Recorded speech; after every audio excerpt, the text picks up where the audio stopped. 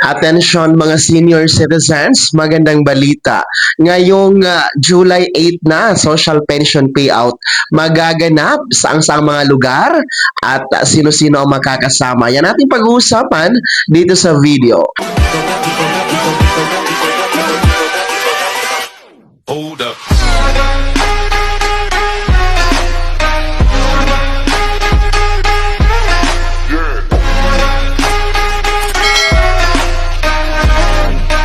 Hello mga ka-vlogs! Welcome dito sa aking YouTube channel. Magandang araw po sa lahat ng mga manonood. Saan po kayong dako sa mundo? Kumusta mga ka-vlogs? Eto bukas po, July 8, 2025, araw ng Martes, magaganap po ang social pension payout. Saan mga lugar ito magaganap?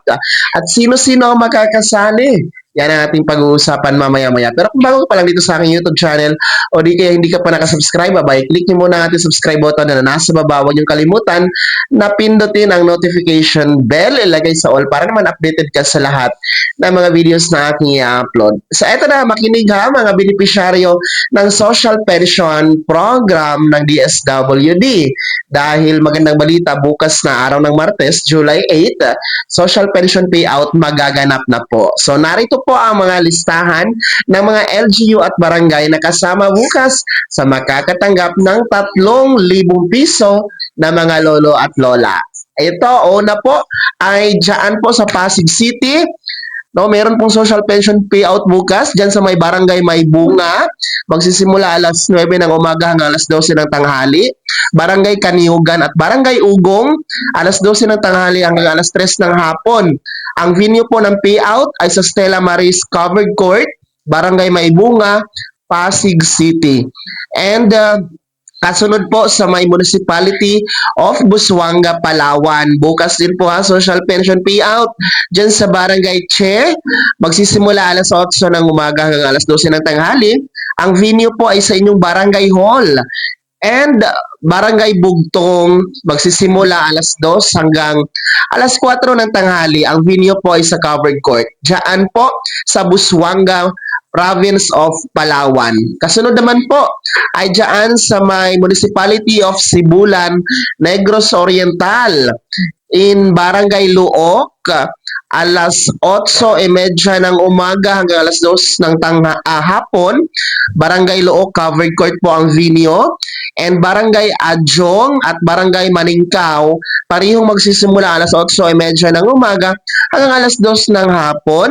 Ang venue nyo po ay parihong sa inyong Barangay Covered Court. And dyan naman po sa may Municipality of Alaminos, Pangasinan, no, merong payout bukas dyan sa social pension sa may Barangay Santa Maria, Barangay, kung saan po Santa Maria, alas 9:30 ng umaga, no, ang venue po sa inyong Covered Court.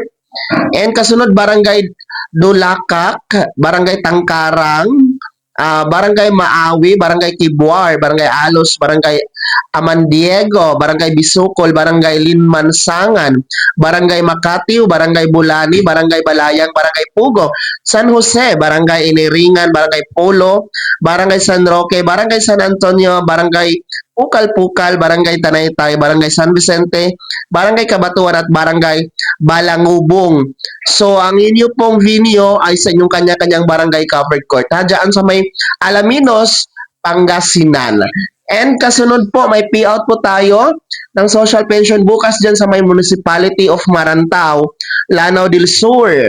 No, particular po sa Barangay Palaw, Rana-Ranao, Barangay Mantapoli, Barangay Punod Proper, Barangay Poblasyon, Barangay Kialdan Proper, Barangay Daana Ingod, Barangay Pantaimas, Barangay Lumbak, Kialdan, Barangay Puuna, Marantao, Barangay Bakong, Barangay Tuka, Kialdan, Barangay Lubo, Lininding, Barangay Kamalig, Bandara, Ingod at Barangay Kamalig, Poblasyon. So, ang venue po ng payout bukas dyan sa may Open Gymnasium, Municipal Complex, Mantapili, Marantao, Lanao del Sur.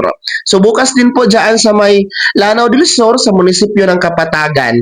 No, may payout sa Barangay Salaman, Barangay Bakikis, Barangay Baraw, Barangay Lusain, Barangay Sigayan, at Barangay Mantimos.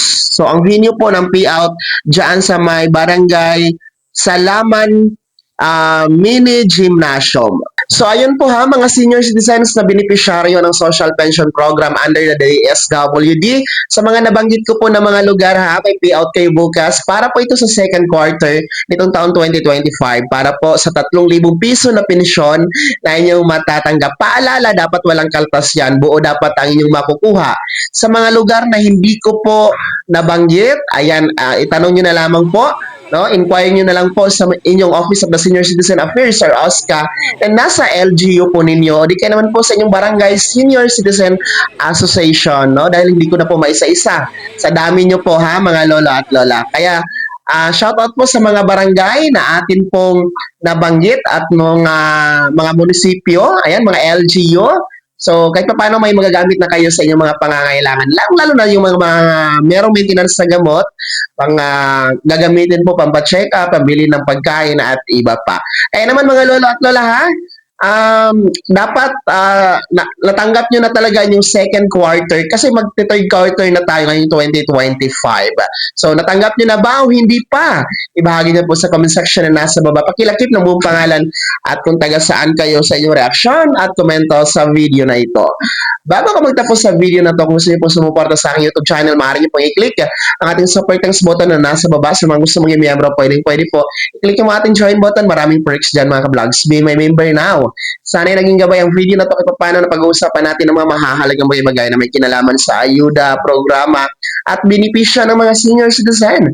Kung hindi ka pa nakasubscribe dito sa aking YouTube channel, maaari nyo na i-click ang ating subscribe button na nasa baba. Huwag nyo kalimutan na pindutin ang notification bell. Ilagay nyo po sa all para naman updated ka sa lahat ng mga videos na aking i-upload. Maaari nyo rin i-like ang video na to. At kung meron ka pa mga katanungan, maaari nyo i-komento sa comment section na nasa baba. Paki-follow na din po ang aking official Facebook page na nasa screen nyo. Muli po, ako si Daniel Timpawa na nagsasabing dito sa aking YouTube channel, pawang katotohanan at lahat totoo lamang.